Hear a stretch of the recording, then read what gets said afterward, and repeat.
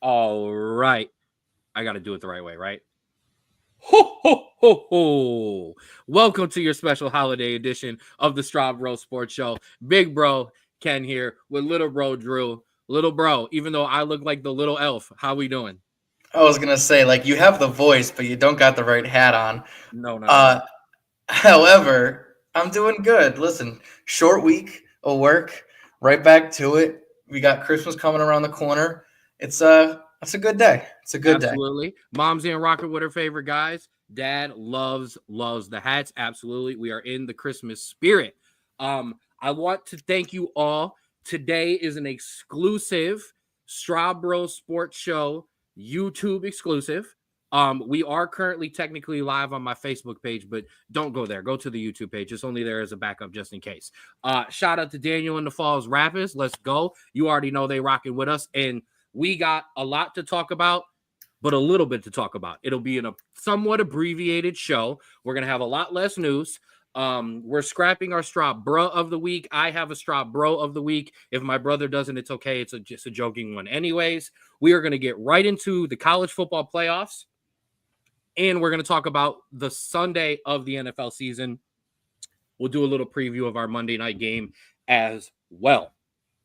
With that being said, you know where to find the Straub Bro Sports Show. You're here on the YouTube page, so I will not ask you to pull out your phone and find the YouTube page because you found it. But you can still find us everywhere else on Twitter at Straub Bro Sports, on TikTok at the SBSS Save TikTok, on Instagram at Straub Bro Sports Show, and of course the Spotify, the Straub Bro Sports Show. That is an updated Spotify, and I did our Spotify Wrapped. I know I had talked about it, but a big shout out to y'all. The numbers are small on Spotify, but they're also amazing because that is such a ridiculously hard platform to get a base and to get a footing in unless you're already a monster. So I shout out to all of our 10 subscribers. We almost have as many subscribers as we do on the brand new YouTube page. We had a lot of hours. And we also had people from other countries listening to our show. So it isn't just our base audience here. So shout out. The Straub Bro Sports Show is going international, baby. Okay. All right. We talk about the footy. We're going international. So shout out to that. Shout out to all of our friends of the show. Wishing my guy Austin a nice holiday. I didn't get to see him right before I left for work today, but shout out to my guy Austin. Make sure you're following Create Your Own Wave Apparel at Create Your Own Wave 2021, and make sure you're getting that gear at cyowapparel.myshopify.com. Not just that, remember the Straub Bro Sports Show are your official broadcast team of the Falls Rapids. Yeah, let's go, baby. Me and Straub are beyond excited for that. It can't come soon enough. That's all I got to say. May cannot come soon enough. I cannot wait to get in the booth, and I cannot wait to watch these guys put the helmets on and get to rolling and get to work. Real quick, there was a new interview this week. Shout out to Walter Hicks. That means finally I get to say this. And I know 4 months, baby. I'm counting it down. I finally get to say this. The graphic is complete. All of the interviews on this graphic are now up. Some got put out of place. Things happen, but we've had two back-to-back. Shout out to Boom. Shout out to Big Boom last week. His went out. And then, like I said, Walter Hicks, wide receiver, that went out this week as well. So shout out to the players for taking their time with me. I cannot wait till this practice on the 28th. I need to collect some interviews. And Rico McGee will be there as well.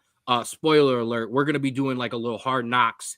This is Rico's idea, so I'm just shouting it out. But we're going to do a little bit of a Hard Knocks thing, and Rico's going to get to sit down with some of the guys that we've already talked to and get an update and kind of update on the quarterbacks and update on these guys and kind of get you back involved with some of the people that you've already spoken to and you've learned some stuff about.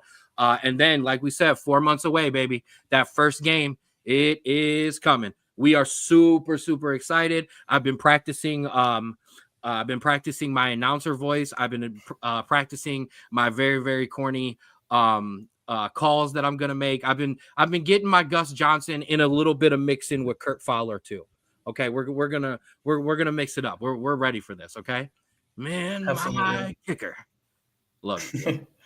Hey, And listen, as long as you don't have any squeaks when we're announcing, that's all that matters. oh man, yeah. Hey, listen, there's a lot of games my man Gus had before he finally got to that fourth quarter. Okay, by the end of the season, I might sound like that. Okay, and last, certainly not least, our girl Paula. No John Madden. No, Dad, I will not be drawing all over the. No, that will actually. I'll sound just like John Madden. You let me start trying to draw a place. Let me finish. Last but not least, shout out to our girl Paula, Schmoopy Sweets and Treats. Make sure you get in on that Facebook page, slide into those DMs, and get your orders in. You're ordering for New Year's now because Christmas is over. It's literally tomorrow. All right, I know it's only Christmas Eve, but Christmas is tomorrow. It's on. It's done. It's over with. And if it is, you probably are receiving your packages by now. So definitely shout out to there. Make sure you start to get those orders in for those cheesecakes. This is going to derail the show every single week. Man, God. it's just ridiculous. Yeah, like sugar cookie. I keep pointing out the sugar cookie because it just sounds amazing. I know all the rest of them do too, but I got my eyes on that sugar cookie. That order's getting put in for New Year's Eve. Absolutely. But yeah, shout out to there. Shout out to Paula. Shout out to all of our friends of the show. Strabo, let's get rolling. We got a little bit of news. So I've got one, and then we got to talk a little bit of Guardians too. First things first. Let's talk what we're going to talk about the NBA this week. A report has come out. The ratings in the NBA are tanked compared to the other leagues, the other major sports leagues. Okay, so that's NBA thought one. Let's start there. Drew, why are the ratings so damn bad? So I think when originally, the NBA kind of made its rise in kind of what the 70s, 80s. Obviously, it was this new sport. And then you had obviously the 90s with Jordan and the Pistons and all those teams. And then you had your 2000s with kind of was more of a player center with Kobe, LeBron, Melo. And then you get into the 2010s and you have this LeBron and the Heat, and sometimes the Cavs and the Warriors. And you have all these storylines and changing types of styles of play. Going from the big man dominating to now more of a point guard and then to a three-point shooting. It's kind of been stuck at that three-point shooting, certain types of players for about 8 years now. And I think now fans are just kind of getting bored of the game. It's the same. Each team is kind of playing the same. They're going for the same exact type of shots because analytically, it is the best type of shot, but unfortunately, you are losing the personality of kind of the game that made a lot of these fans love it because, you'd have your three-point shooters that were literally just shot three-pointers. You had your mid-range guys. You had your big men that just kind of stood in there and backed people down, and each team kind of had their own dynamic based on the players. Now they're forcing these centers to come out. They're having strictly three-point shooting and drives. And it feels like no team has its own identity anymore. And I think that's what's kind of losing fans the interest is because it's kind of all the same. It's all very much the same. And also, this is kind of a big point too. In terms of down the stretch, when you have, a close game, especially in the playoffs, these games take forever to finish.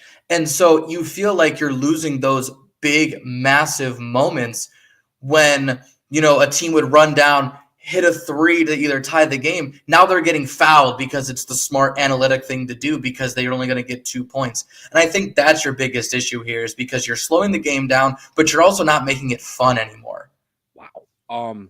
I was fully prepared to have to be like the old man here who's 12 years older than you and like school you on some shit, but that was beyond well said, bro. I want to say that first of all. The game of basketball is no longer a complete game of basketball. That's basically what you were talking about. It is penetrate and drive and three-pointers. Yes, everyone is tired of 7-footers chucking up threes. It was fun every once in a while when a guy would take a three when he was super hot or the game was out of control or wide open for no reason. That's fine. I also agree with this. Like all of these guys, Ben Wallace, a Shaq, I like Ben Wallace because using Shaq is a different level, but a Ben Wallace, Tyson Chandler, Rasheed Wallace, Zadrunas Ilgauskas. These guys would have just put up ridiculous numbers, MVP numbers. Be careful in here, Rico. Come on now. Merry Christmas to you, brother. Do you all want some steak? Yeah, we want some steak. You delivering it, my guy? But so I 100% agree with you. 100% agree with you there. Number two, this usually happens every couple of years in the NBA. It happened when LeBron was actually challenged, okay, with the Golden State teams and teams like that. We got to a point where only the playoffs mattered. That is what everybody said. Only the playoffs matter. Only the playoffs matter. Well, guess what? When only the playoffs matter, why in the hell am I watching in December? Why am I watching before? Why am I watching in November? It doesn't matter. It's the MLS argument. Don't matter. So, I mean, when you tell me they don't matter to me either. Like, no offense. I watched every Guardians game. I have not watched Rico definitely bust. I have not watched every single Cavaliers game. Yeah. And I mean, but that's also somewhat normal for casual fans, but it seems like even the casual fan is dipping down in terms of view, where a casual fan would probably watch about 30, 40, maybe 50 regular season games of the Cavs. Now they're only watching like maybe 10, 20, 30 games max, because you know what you're going to get night in and night out. And I think that's the issue, is because there's no variation from team to team. So it starts on Christmas. Exactly. So when you used to play the Bucks or the Heat or the Kings, you'd be like, okay, there's a difference here, and how is my team going to adjust? Kind of how college basketball is right now. But now it's every single team plays the exact same way. So it just depends on what team's making their shot that night, and that's the only difference. Right. And this is another point. The season doesn't start till Christmas, and now the NFL is going to own Christmas, because I will tell you this. I know a lot of people don't treat it like this, but the same way I treat Thanksgiving football, I treat NBA basketball. I've got the basketball games on from noon on throughout the entire day. Now I'm going to dip over to watch the NFL game. I'm 100% going to do it. Now this has been brought up multiple times, and it does keep coming up. Would the NBA be better if they kind of just ditched conferences and actually just seeded the top teams? The owners will never go for this. No. The owners of the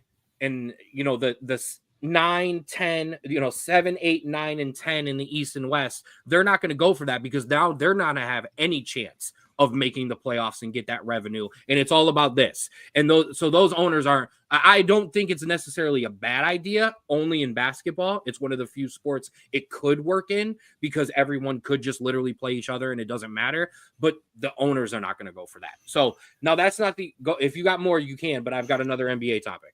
I was just going to say, and that really doesn't help the regular season issue, because, yes, you are obviously going to get the 6 best teams to the playoffs, so the playoffs are going to be better, but it's still, I don't think, going to fix the issue of the regular season just kind of being a whoever kind of makes it doesn't matter to like the kind of last couple months of the season.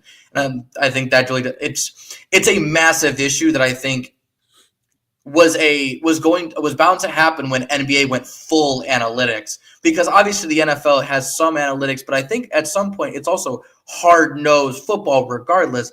The NBA now went all analytical, and there's no personality anymore. At the end of the day, if I run the football and I play good defense, your analytics can EAD. Okay, I'm gonna probably win the game. In the NBA, no.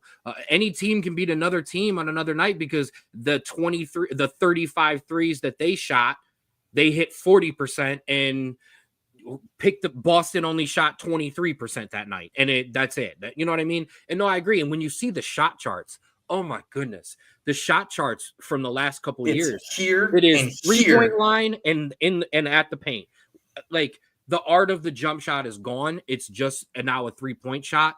And I'm sorry, I can hit those. But you know what I can't do? I cannot pull up and hit a mid-range. Couldn't do that to save my life. Okay? And the greatest NBA players of all time, for the most part, could all do that. So, yeah, that's a tough one. Now, speaking of the NBA being in trouble, the players, the fans, and now everyone else has started to complain about the All-Star game, because the NBA cannot figure out how to make it competitive and how to make it entertaining.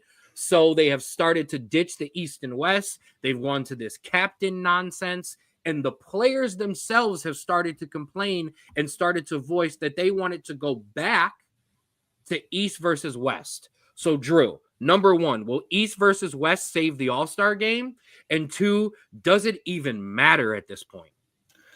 Hold on. So, yeah. Donovan Mitchell does have a middle, but unfortunately, they don't let him shoot it. That's actually very true. Is you look at some of those guys, and the guys who are good at mid-range, they only shoot maybe 1 to 2 a game, and it's because they're told don't shoot that shot. You know who pulls up for mid-range in the playoffs? Kevin Durant, because he's got one of the best mid-range shots ever. Yeah, Dirk, he knows he can make. Yeah.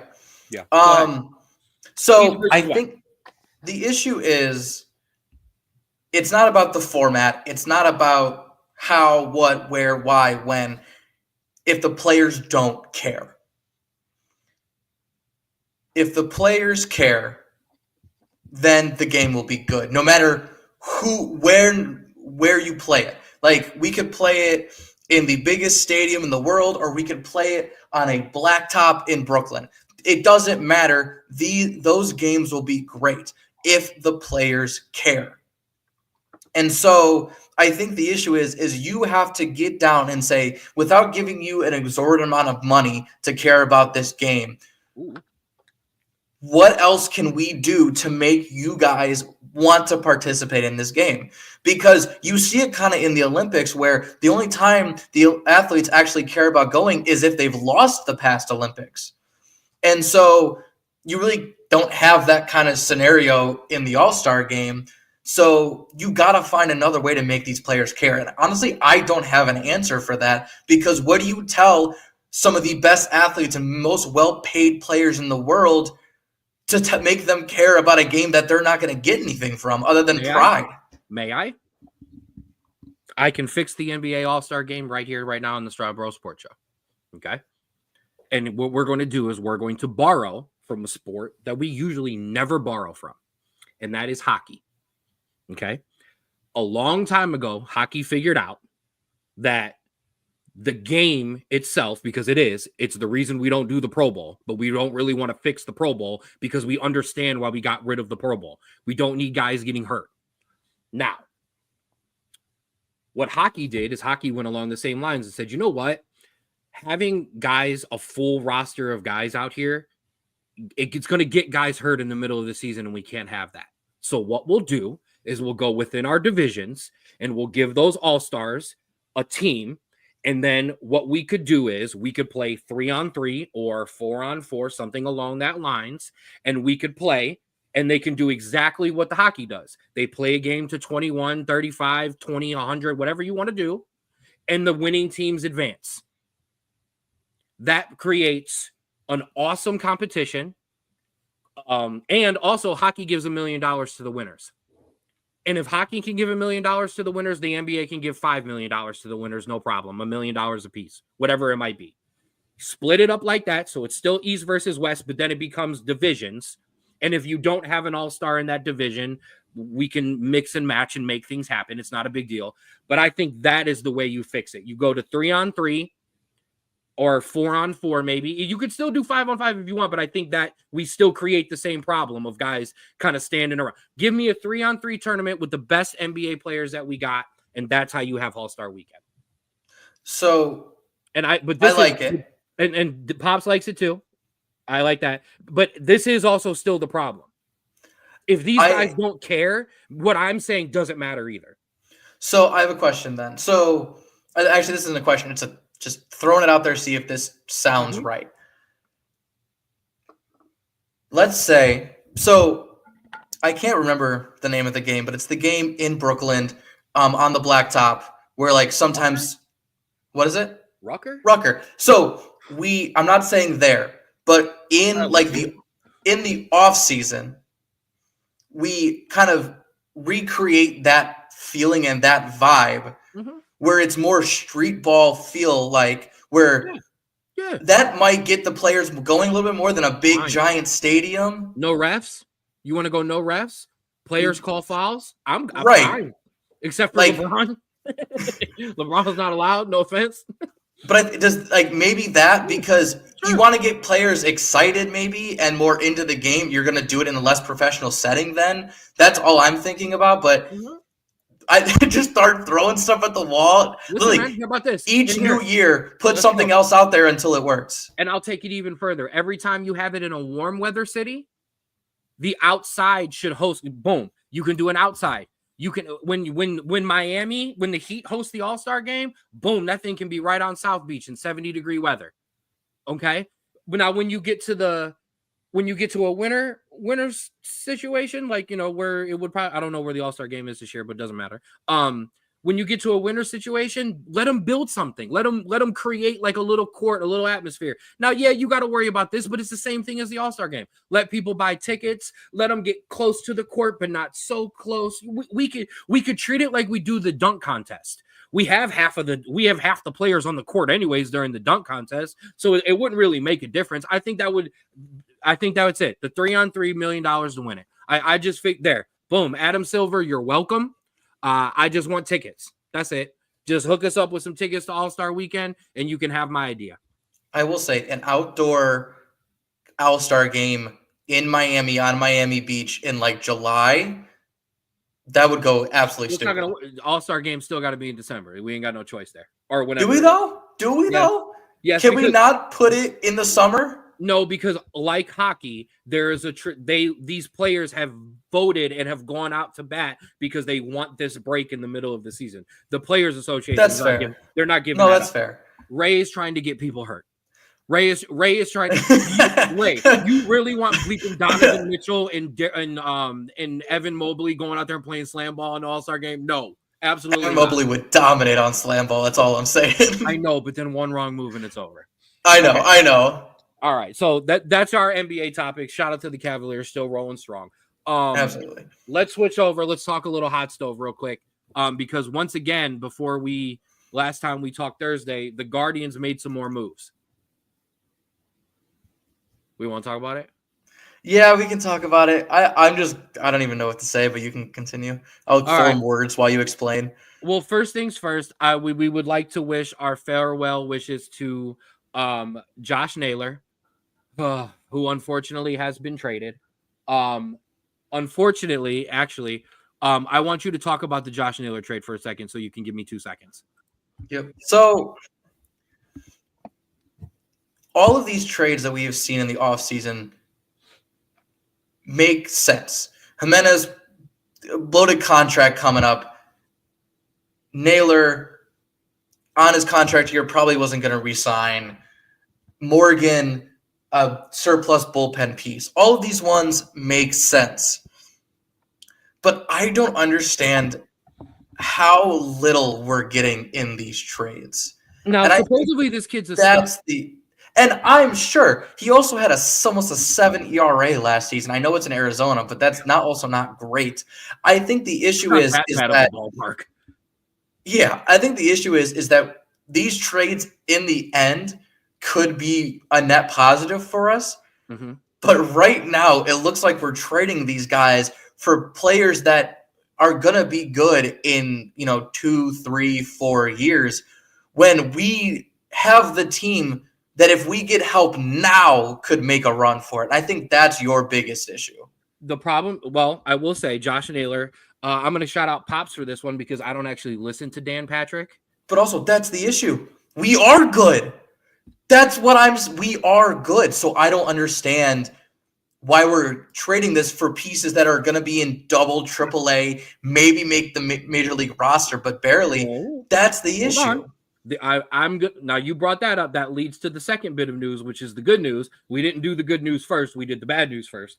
I will say this: 0 postseason home runs for Josh Naylor. He is a regular season tear it up guy who has shown that he is struggling in the playoffs. I will say that for number one. Number two, like I said, I wanted to give a shout out to Pops because I don't watch Dan Patrick. Dan Patrick had mentioned that it was reported that Josh Naylor was not resigning, that he was gone no matter what. And if that is the case, then okay. Now it brings up the other point. You're like, well, yeah, here's the one thing. We were hot last year. We way above expectations. We were expected to be building for, I would say, 2 to 3 years, not 4 to 5.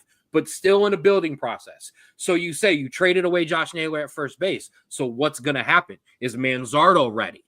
Well, the Guardians made another move, and we'll bring up the good news, and that is they got rid of my current favorite player because they brought my real favorite player back home, and that is they signed Carlos Santana to a 1-year, $12 million deal. A lot of money for a first baseman who's older. However, that's a Gold Glove winner at first base, something we did not have at first base. A guy who hits basically the same average as Josh Naylor. And I would argue that come not just the regular season, but postseason time, that is a guy I want on the plate or at bat with 2 outs, 2 strikes, and our other guys on base. I want Carlos Santana up there. Carlos Santana is clutch. He proved it last year in Minnesota as well. He hit well in Minnesota, and like I said, he was a Gold Glover. That is why you are okay with getting rid of Josh Naylor and waiting on Manzardo or some of these other kids, because you know I got a Gold Glover at first base who's going to lock down that position. I don't have to get Manzardo forced at bats because I need to give Josh Naylor a night off because he's exhausted and he overswung 4 times and hit 2 home runs but can't play the next day. I think the thing is that, and this is true. This is true. Yes, and I think the issue also is if this was a deal we did. I don't know what Pops means by that. Unless he's talking about Naylor. For Naylor, yeah. Okay. I think the issue is that, let's say this is a Carlos Santana that's like early to mid 30s. Mm-hmm. This is an absolute, okay, that's fine. He's a little older than Naylor, but he's got it. At the older and older Carlos Santana gets, he is like a season away from his batting average falling off a cliff and his glove being not the same. And I think that's the risk that the Guardians are taking right now, that they're hoping that they can get one more Gold Glove and decent bat year out of Carlos Santana, because now you have to fill that Gold Glove space because Jimenez has gone on the right side of the infield. So you got to hope that Santana is the exact same way. The thing I agree, well, there's 2 points that bring in the Guardians' reason for doing this. Number one, they tend to bring guys back who have had some loyalty to the organization. Yeah. They tend to be the team that kind of strings them along for a year or two than they needed to be. Tommy is one of the best examples when we were letting him chase 500 and things like that. So if you're going to say, all right, I'm ready to move on from Josh because we're not going to pay him that money and we want the kids to be ready. If we're going to spend the money on a veteran to fill a hole for a year, let's at least go get a guy that we know top to bottom. We don't have to get him integrated to the clubhouse. We don't need to learn his hitting style. Yeah, the coaching staff is different. The tape's still there. We know who Carlos Santana is. So, and I love the leadership as well. Jose and him are great friends. He's going to do great for that guy. That is a very, very, and I don't know what, I don't want to say, can I say Caribbean? Is that the correct? That is a very Caribbean heavy ball club in terms of guys from Venezuela, guys from Puerto Rico, guys from it is a heavy Spanish speaking ball club. So when you have Bieber in there and now you have Santana and Jose, you're getting leadership in there, but also leadership who can communicate with everybody in the locker room, because not all of our guys can speak English. Yeah, and I think the leadership is a big key now, because you have a lot of these young infielders that are going to need some guidance in terms of, something that Santana did all the time. Santana led the team in walks for like 4 or 5 straight years. His OBP was amazing. His glove has always been fantastic. And we need those out of these guys. And he still led Minnesota in a couple of those categories as well. So that's the thing. And I agree with this point as well. And that I think this is where we should cap it off. Giving these guys major league experience last year, when some of them necessarily may not have been ready for a pennant race and a playoff race, I believe it is going to pay dividends this year. And then when Carlos Santana can DH because Manzardo's ready to play full time, great. And then you have Carlos Santana as the guy who comes off the bench or gives a guy a day off or something along that line. So that's great as well. So, all right. So that's enough of the hot stove. That's enough of the news. Let's get to why we're here. The college football playoffs. My Straub bruh of the week is the College Football Playoff Committee. I take back your bro of the week because, man, so much for 12-team playoff being exciting because the underdogs have a chance, huh, Drew? Hey, actually, I do have a Straub bruh of the week, and we'll get to it. But hey, listen. Go ahead. No, go ahead. Go ahead. I got a couple. Lane Kiffin, Alabama fans.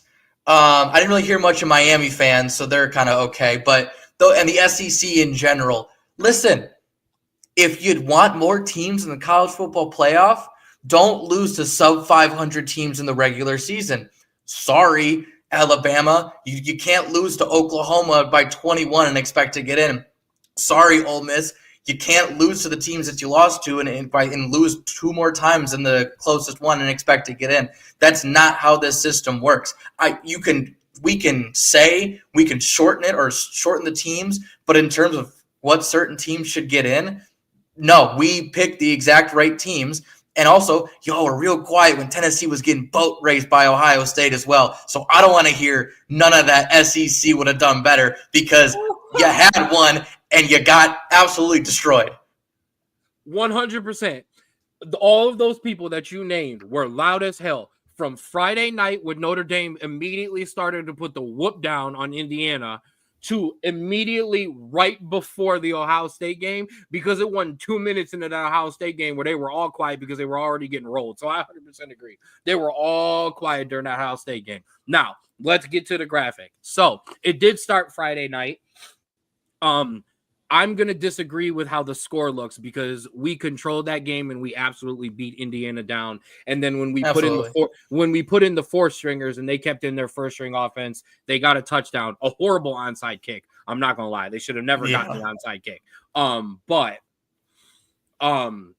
they took care of Indiana. We already talked about this last week. I absolutely agree with no conference BS. They just get a spot in the playoffs, but we're not going to do this. We don't need to make Drew angry again for 2 weeks in a row. He doesn't want to do first take. We're not doing first take. Okay. So my question to you, Drew, is why should we scrap the college? No, I'm just playing.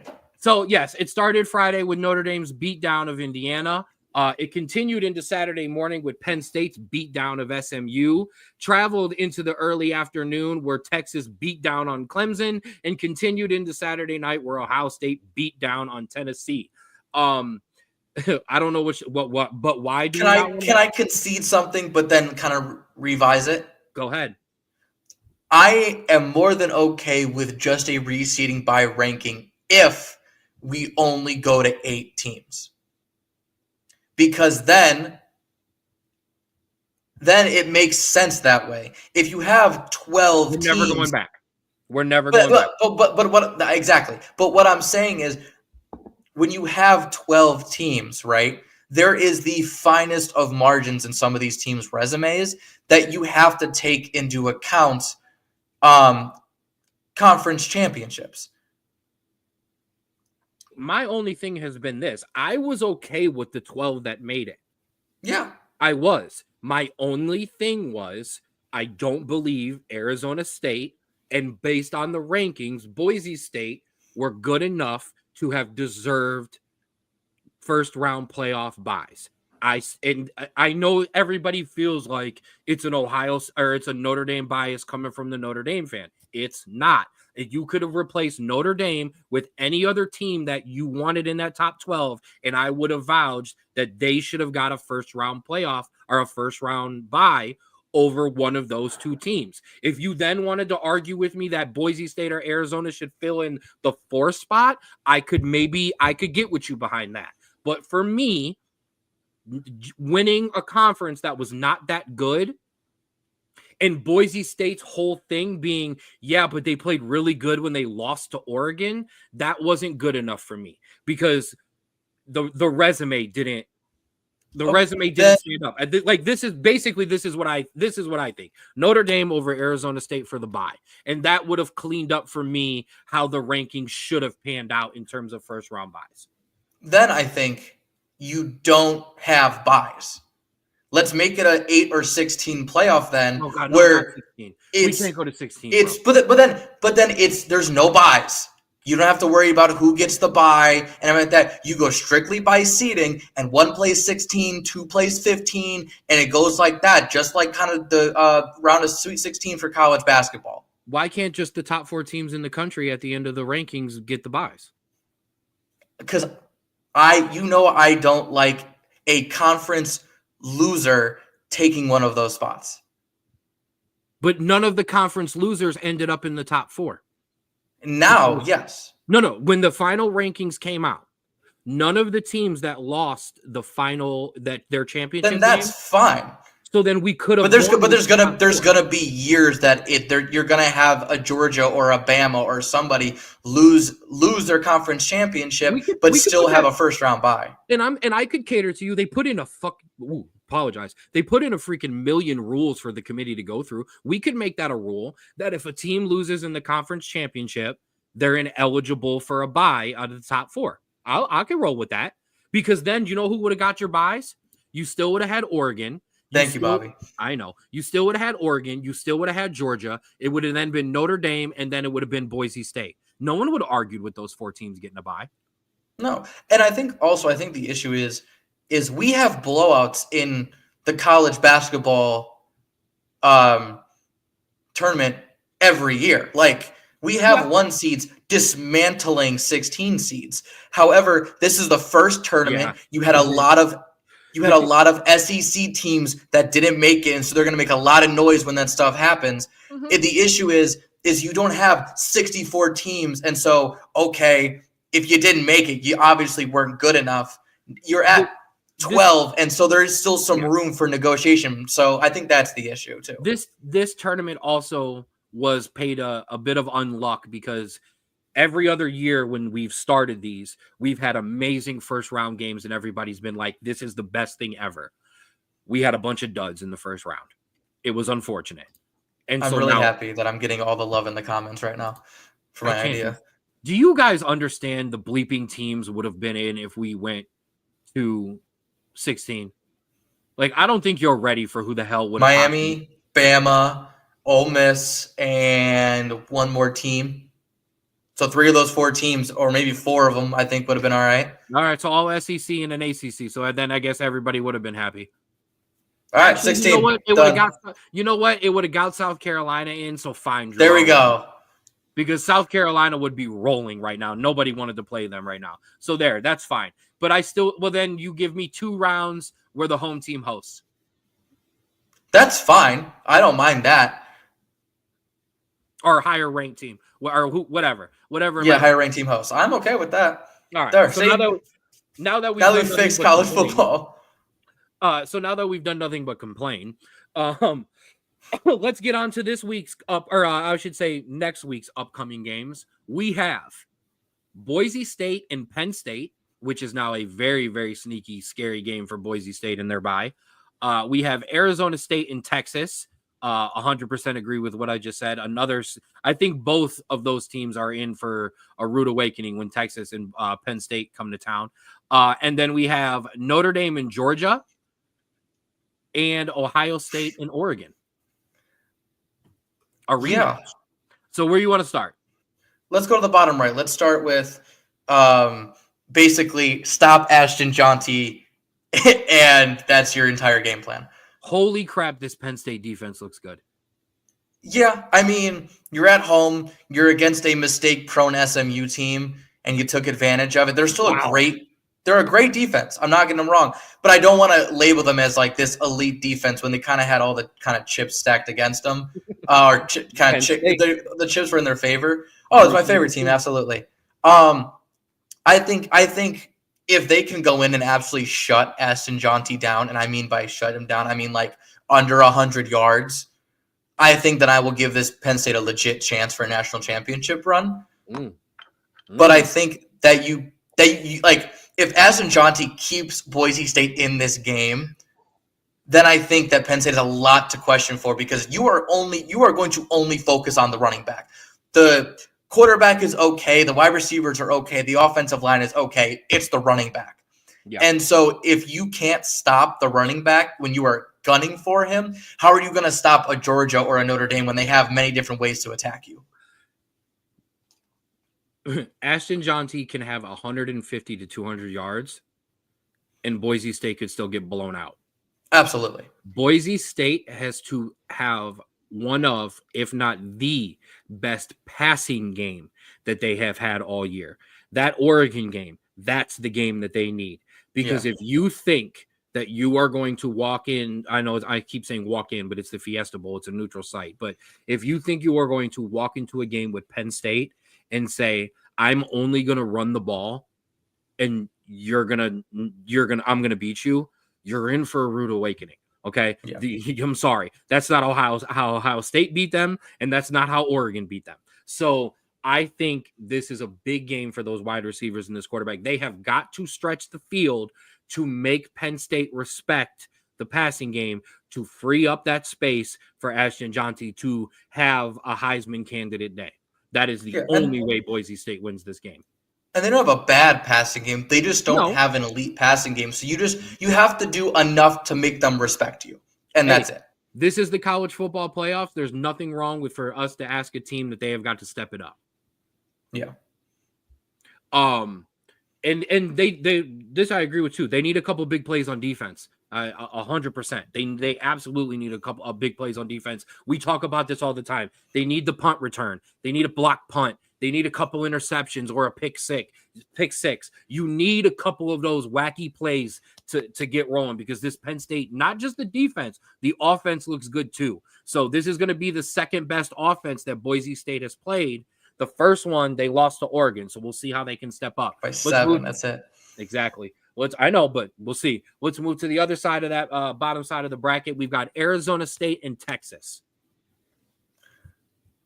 Yeah, I mean, I know, and deservedly giving Texas Tech. Dad's comment goes for both games. Yeah, I think so. Obviously, for a lot, we give a lot of shtick deservedly to Arizona State because they, like I said, the conference is kind of weak and everything like that. But I will say they have come around lately, and they are the team you don't want to see in like an MLB postseason, because they are getting hot at the exact right time. They blew out Iowa State in the conference championship. They blew out Arizona the week before. They beat a ranked BYU team the week before. They beat a ranked Kansas State team the week before that. Almost all of them by double digits. This Texas team, obviously, if they have a good day, not even a great day, a good day, they're going to beat Arizona State. But if this Arizona State team can keep momentum for most of the game, I think this is a team that could take a Texas team by surprise. Now, remember all that smack I was talking about how I didn't believe Arizona State deserved the first round bye? That was all reserved for that. Okay. This is a scary team. Yeah. Because unlike Boise State, and then I'm going to get to Nick's point in a second before we move too far off. I will say this, though, that yes, that might be true.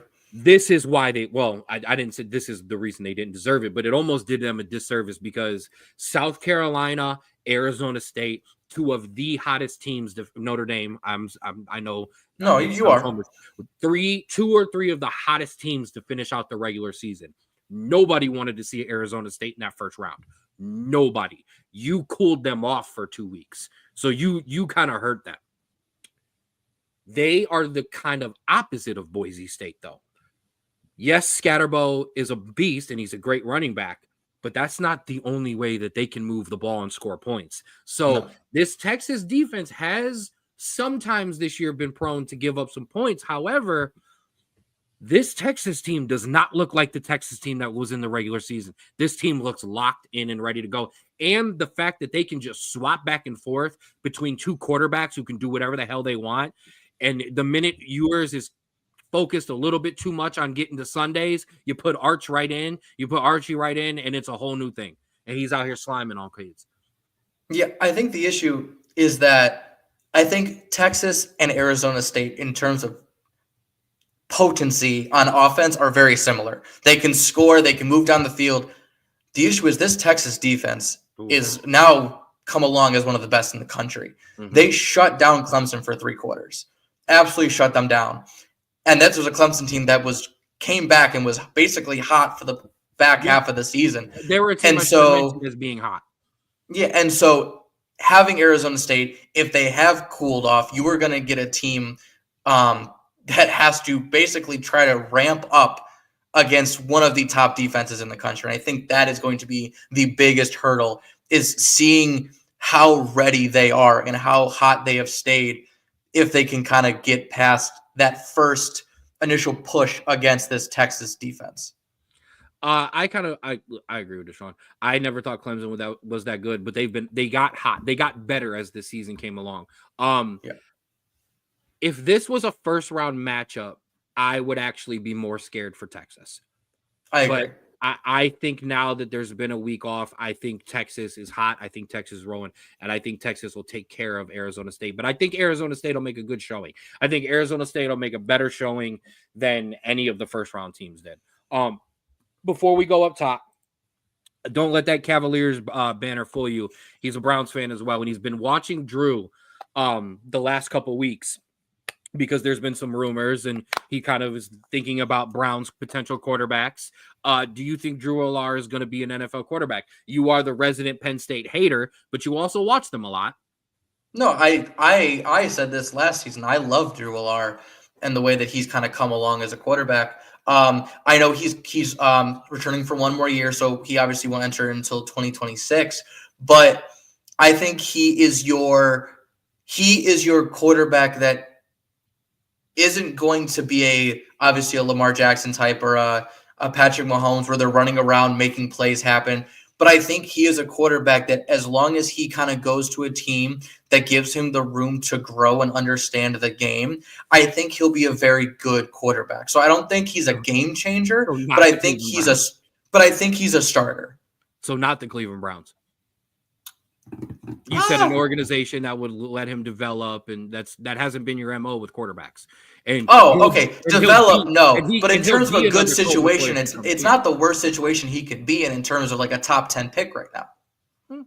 And I will say this: Colt McCoy, had he been drafted by a different team, I think actually could have been a starter, because by the time he got up in his older age and finally figured out the NFL, he was a decent NFL quarterback. I'm not going to say he was great, but I think as good as he was in college, I think if he had been tutored correctly, I think it could have been. So I think Drew Allar is on that path. I think same thing. I mean, we talk about it for everybody, basically. If he goes to a good organization and he doesn't have to get thrown into the fire, he'll be all right. If he gets Daniel Jones, he's going to be Daniel Jones. Yeah, I agree with that. All right, let's go up top. Let's talk about it here. Let me get it out of the way now. My Straub Bro of the Week was my Notre Dame Fighting Irish for whooping Indiana's ass and making it to the second round of the playoffs. Let's talk about Notre Dame, Georgia.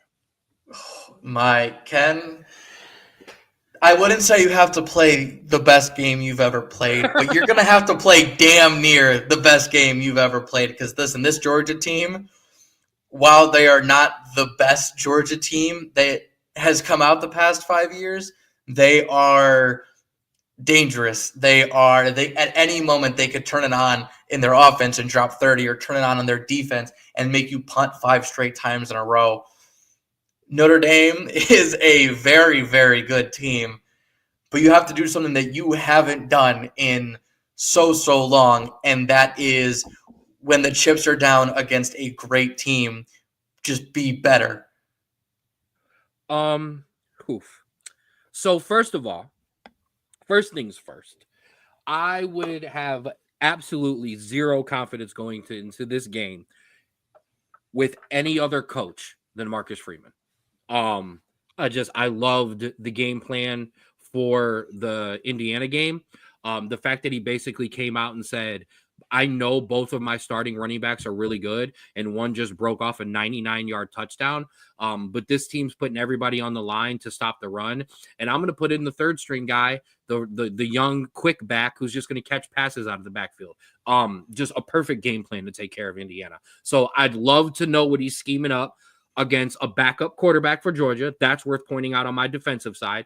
I have a very good defense, an opportunistic defense that can make some turnovers happen. So we have to rattle this backup quarterback. I wish that he wouldn't have had this much time to prepare for us. but still he's a backup, and he was a backup for a reason. He wasn't ready yet. So we have to take advantage of that. On offense, oh, so here's the problem. Normally, our Notre Dame offenses are a lot of flash, and when we come up against these SEC defenses, we get trounced because the reason we get trounced is because our skill guys just can't match up against these SEC guys. Now, this Notre Dame incarnation under Marcus Freeman is a pound run first with really great running backs. Like Jadeveon Price and Jeremiah Love are great running backs. They're going to play on Sundays. And I get them for another year. But though that's a different way to set up. You can beat SEC teams when you play physical football. However, same thing for Boise State as for Notre Dame. Riley Leonard has got to get in this passing game, and he cannot throw the early interception like he has in some of these games, because while the defense is 100% the key, you cannot put this defense out there consistently against a grind you out SEC offense and expect that they're going to keep you in the entire game. Now, if that happens to happen, God bless, God country Notre Dame, but you can't rely on that. You have got to move the ball. You have to run the ball. You have to run the ball like we have almost all year. You've got to run the ball. You did against Texas A&M. I know Georgia is an absolute different beast. I know the coaching is elite there. I know Georgia is a different level, but this is the Notre Dame fan, so this is how we win.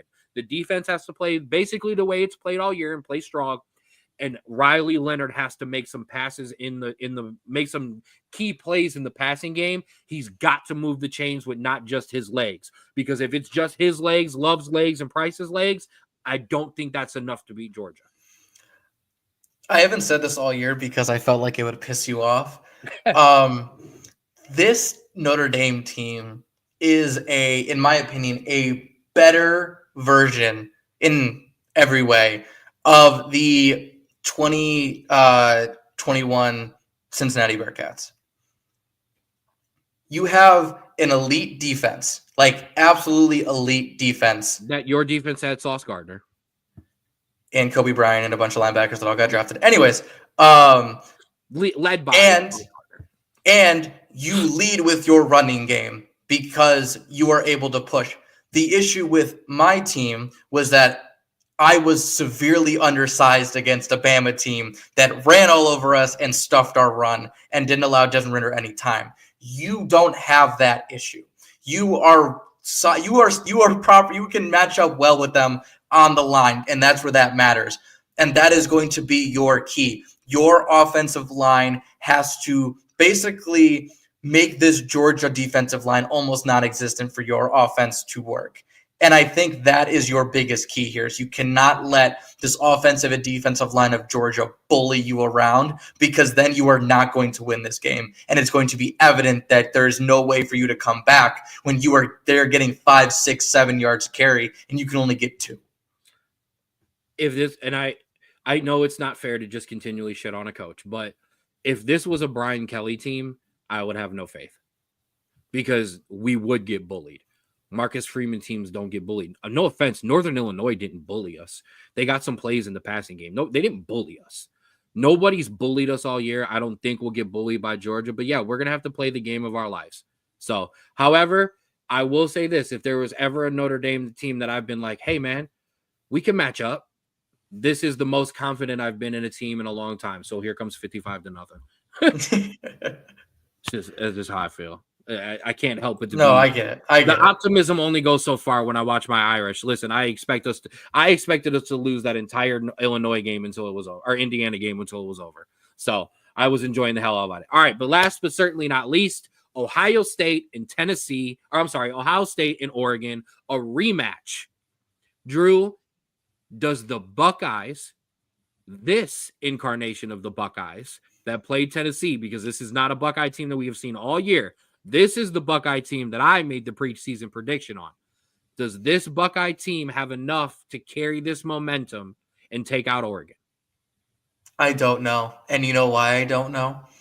Because Ryan Day is this team's football coach. The issue is like, and I know obviously things, fell apart, especially when he went to the NFL and Urban Meyer, but he could get a team up for any occasion. Jim Tressel could get a team up for any occasion. And those were the kind of guys you need in that thing. Ryan Day, he can get guys up for a game or two, but is that consistent mentality given to these players? Listen, you got up for a game at home against Tennessee when nobody thought you would win, and Tennessee thought they were going to get the upset, and you gave them that motivation. What are you going to, at home, by the way, what are you going to give your players motivation for that we, against an Oregon team in a neutral site, now that you have some momentum? Because we have not seen that Ryan Day give that team the motivation to do that yet. And I think that's the issue here. First of all, Tennessee, you are a bunch of cocky fans. Holy crap! I'm not gonna lie. I wanted to see the goalpost in the river. I did. I wanted to see. Well, not with the bike cops that Ohio State sent out to protect. That is the softest shit I've ever seen in my life. But yeah, Tennessee fans walking around covering up the O's on campus, changing the name to the field on Google Maps, only to get stopped. But moving on. Yeah. This Ohio State team is just.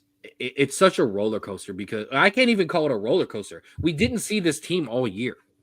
This is not a team we saw all year. It's a team that had talent enough to be like this all year, but not a team we saw all year. So I don't know, honestly. I will say this.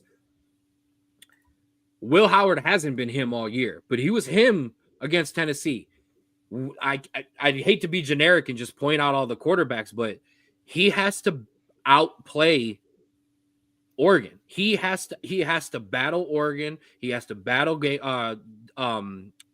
Oregon's quarterback, Dylan Gabriel. Jesus. He has to outshoot Dylan Gabriel. He has to outplay him. He has to, or they're not winning this game. I agree, but I think it's kind of easier for him because I think he has, obviously the offensive line is a little bit depleted, but we didn't see that be a problem against Tennessee. He has a better running game, I think, than Oregon. He has better wide receivers than Oregon. What are you doing? Okay. I'm sorry. I just think that he has the opportunity to play better than Dylan Gabriel. It's not like it's this unimaginable task, but we haven't seen him use his resources, whether it's his or Ryan Day's fault. We haven't seen him use his resources effectively enough to do that. And I agree.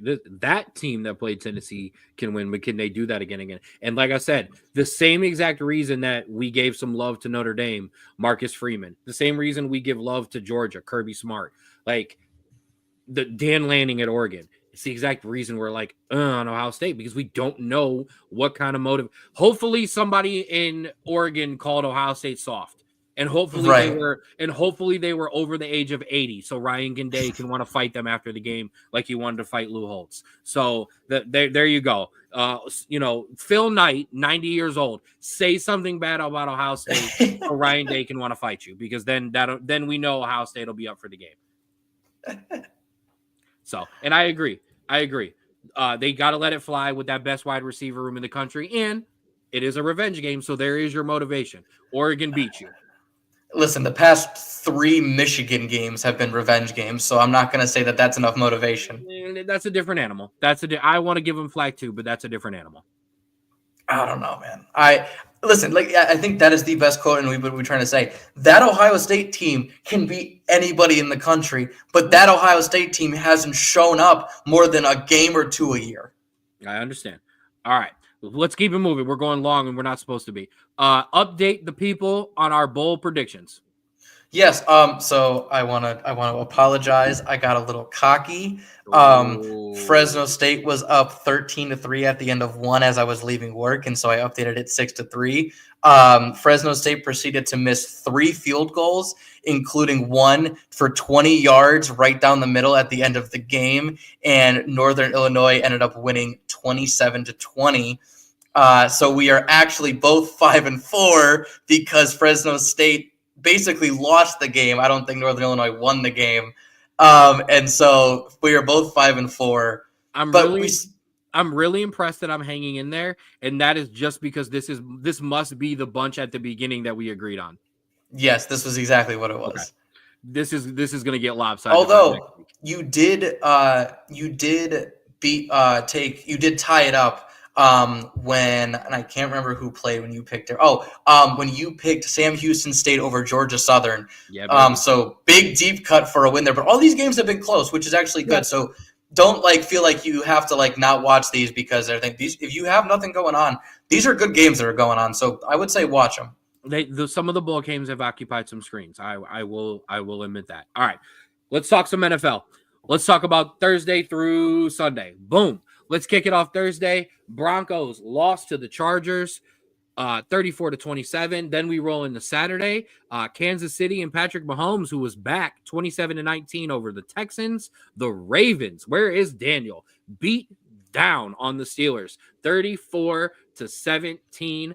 Bengals over the Browns, 24-6. Rams over the Jets, 19-9. That was an awful, ugly game. Yeah, it was a bad game. In the game of the week, Washington over the Eagles, 36-33. Michael Penix Jr. and the Falcons, 34-7 over the Giants. The Panthers upset the Cardinals, 36-30. I'll do it myself. Yep. That's all right. Colts over the Titans, 38-30. Detroit over the Bears, 34-17. Vikings over the Seahawks, 27-24. Bills squeak one out over the Patriots, 24-21. Oakland over Jacksonville, 19-14. The Dolphins over the 49ers, 29-17. How about we them boys? The Cowboys over the Buccaneers, 26-24. Your bye teams, your Monday night game tonight, Saints at Green Bay. We will talk about that in a second. I will give Sean some love there. The Florida game was not close. No, it was not. We both picked it though. So yeah. Thoughts from yesterday? NFL mind. I will give some the amazing game my Cowboys played. Well, I will make a mention on that at the end. Let's do some comments. Amazing football knowledge from Harbaugh for that field goal at the end, near the end of the game with when the fair catch and the flag. I loved it. Yep. Absolutely pro football move there. Prayers up for Tank Dell. It was announced he had a broken ankle and a torn ACL. So he is obviously done for the rest of the year. Broken fibula. Yeah, it's absolutely terrible. That dude has had a broken fibula, a torn ACL, and has been shot this year. Yeah, not great. Tank Dell, new year, new you. Washington, absolutely fantastic game. Proves my Jaden Daniels Rookie of the Year case. Hey, Bo Nix played good Thursday. Don't you start. He did play good. I'm just saying. Listen, didn't play that good. Michael Penix found out that the worst mistake a rookie can make is throwing the ball to Kyle Pitts. Oh my God. Let's see what else. Arizona, Trey McBride, screw you.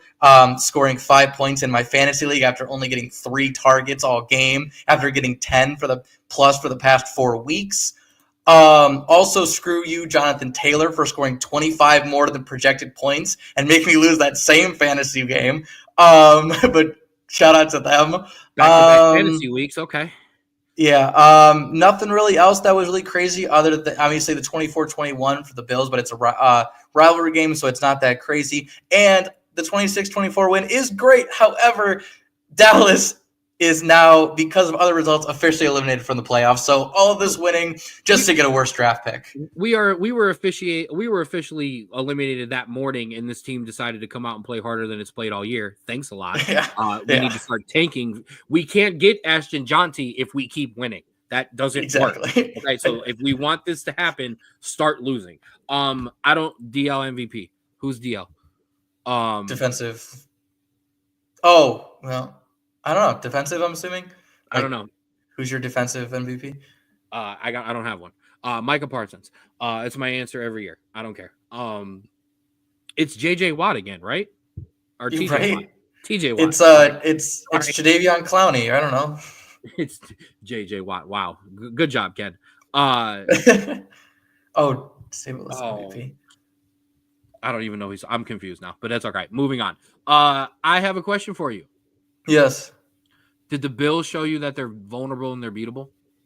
Um, Technically yes, but I don't take rivalry or division game score lines into account for a So, lot. so do you feel the same way about the Eagles?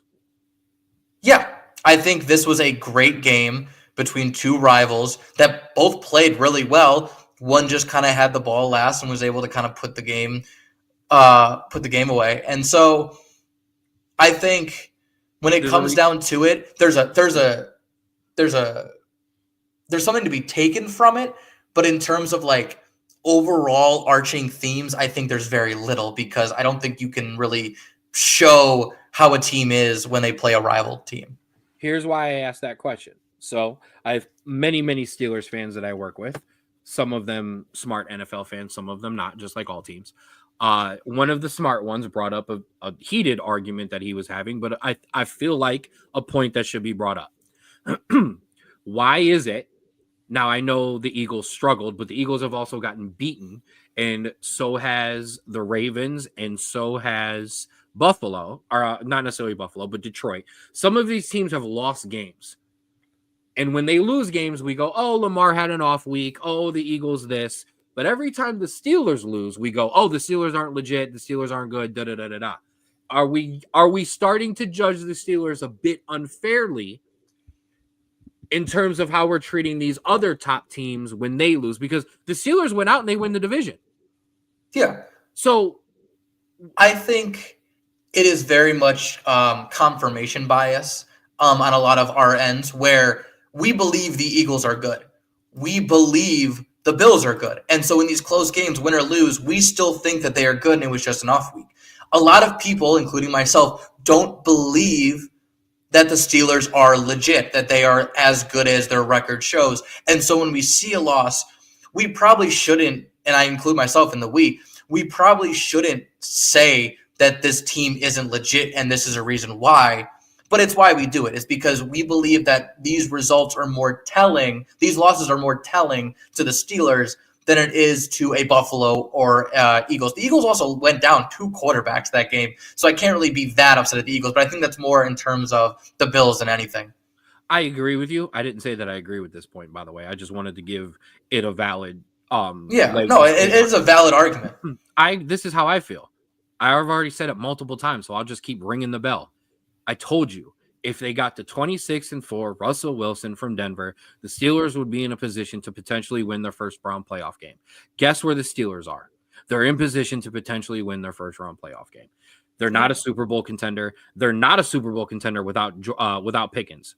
100%.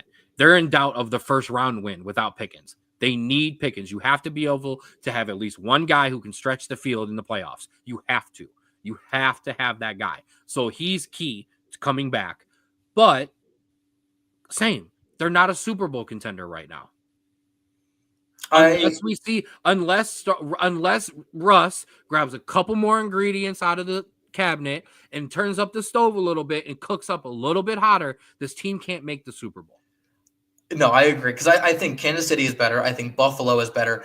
And I would say if Baltimore was in a different division and they weren't constantly facing Pittsburgh and there wasn't a heated rivalry there, I would say Baltimore is better than Pittsburgh. And I think Baltimore would beat Pittsburgh on a more consistent basis. I think it's the rivalry that plays into that. Y'all AFC North teams are ridiculous. We hate, dude, it's bad. We hate each other so much. And you mess things up because you should lose to each other sometimes, and you do, and you just mess everything up. All right. Yeah. So let's talk about tonight. We'll end here. Not here, but we'll end with the NFL here. Let's talk about tonight's game.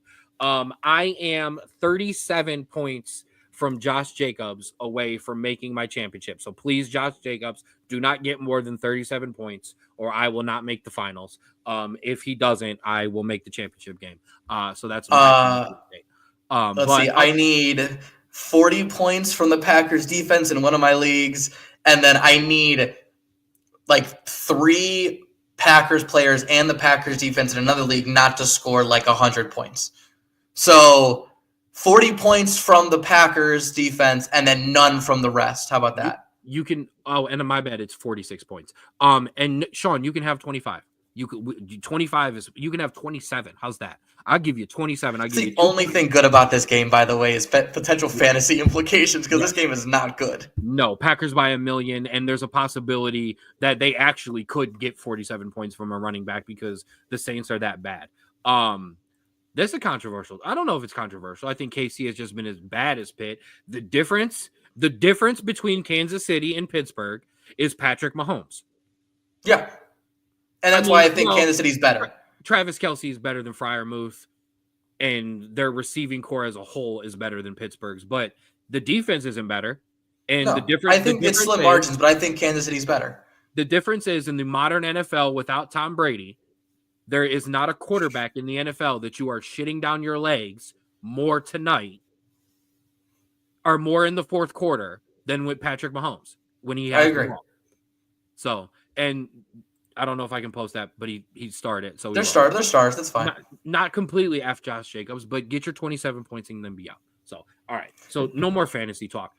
So that'll wrap up the NFL. Obviously, there is a next week slate, but we're not going to be here. We will just review it when we get back to you guys. Next time. Mom's back to work. Merry Christmas, Mama. Merry Christmas to everybody. But that'll do it for the NFL, like I said.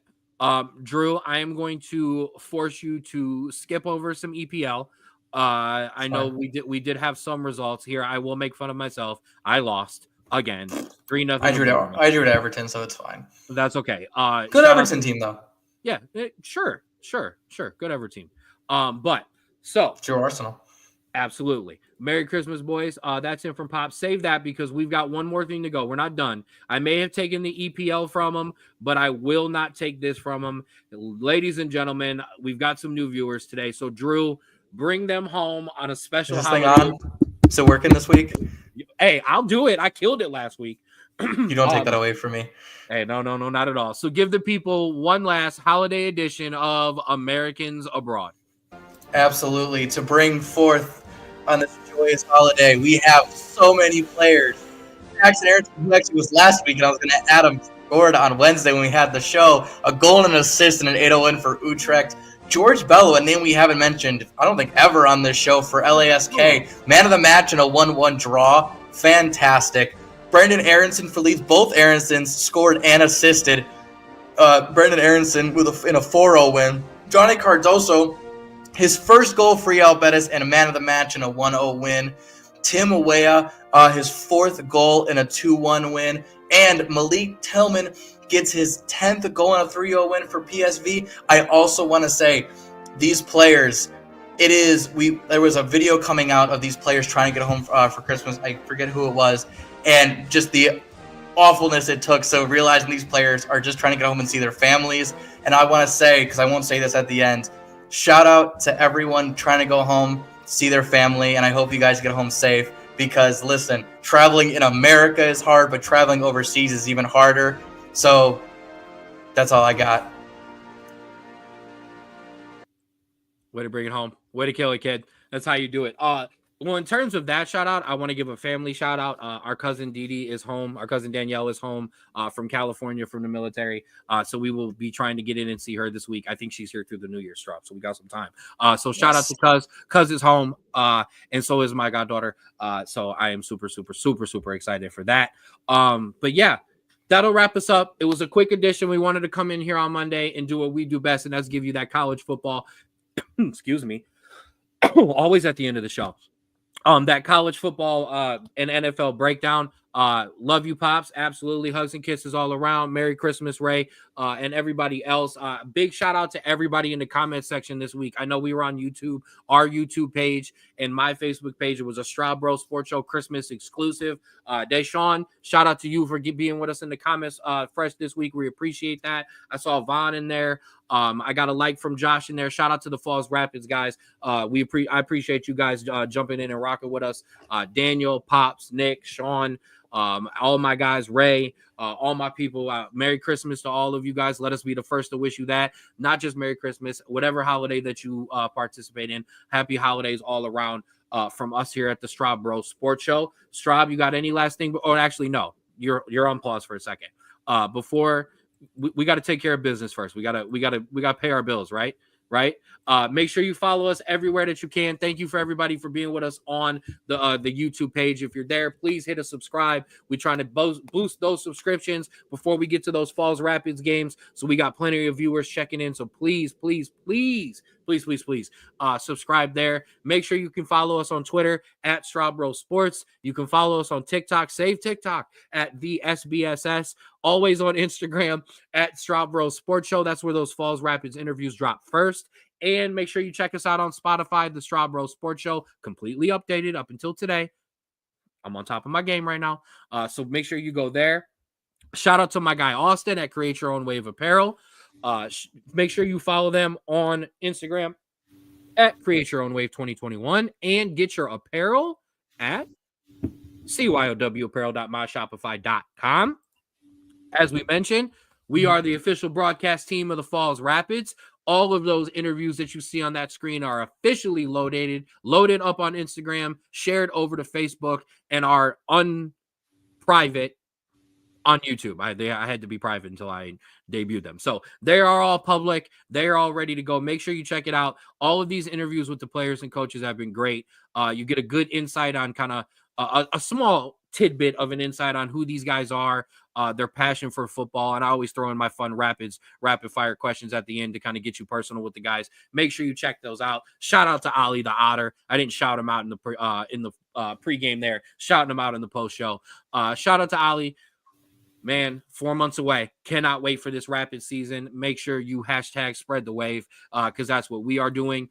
Then last but certainly not least, Schmoopy Sweets and Treats. Hope you enjoy your holiday orders. Make sure you slide into Schmoopy Sweets and Treats DMs on Facebook only and get your orders in and order you one of these cheesecakes because I need to get one ordered as well. But somebody get one ordered and send me a review because I know it's going to be amazing. And because I can't just do my own reviews on here. You won't believe me. But shout out to her. Shout out to all our sponsors. Shout out to all our friends of the show. We appreciate every single one of you. Shout out to you, Bobby. We appreciate you for rocking with us. You have a Merry Christmas as well. Strabo, anything else? Yes. Thank you for listening, watching, however you digest this amazing show. Thank you for everyone throughout the year for listening to us, whoever came in for maybe just one show or who follows us every single week. Listen, it's obviously something that we don't, get paid for, but it's something we love to do. And I think that makes it even more special that you guys watch us. And so I want to say thank you to everybody because it does mean a lot that you guys tune in whenever you can. So thank you guys. Merry Christmas, Happy Holidays, Hanukkah, Kwanzaa, whatever you guys celebrate, and just have a amazing rest of your week. You didn't get the checks? you getting double checks on me? No, not at all. I wish we would soon, baby. We can pay for this soon, brother. But yeah, seriously, thank you. Like he just said, I want to echo that. And thank you, Pops. We appreciate you. But thank you, everybody, for rocking with us. Enjoy your holiday. Enjoy a couple days off of work. And please make sure, especially right now, especially this week, to remember to always love your